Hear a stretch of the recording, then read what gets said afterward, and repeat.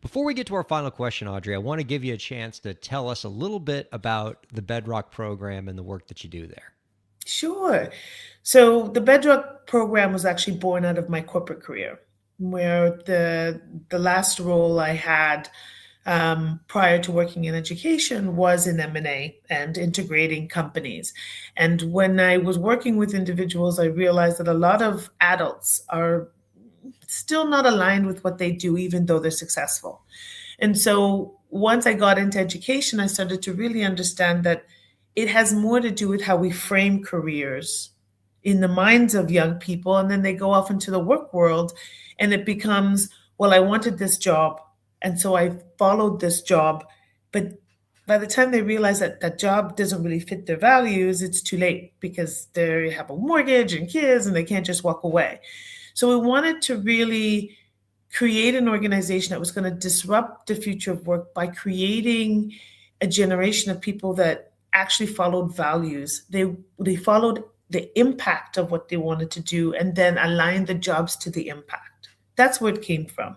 So with educators, we work with educators to how do you create engagement in the classroom? How do you make sure that young people start to understand the implications of what they're learning so that they can think about what they would like to see out of that in the future. And then we work with businesses to say, okay, you're hiring Gen Z and you're really struggling to keep them. Why is that? Who are you hiring?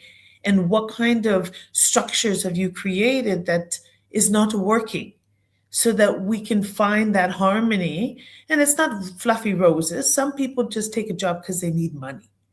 But there are people who take a job because they really want to do something either with an organization or for a different value proposition.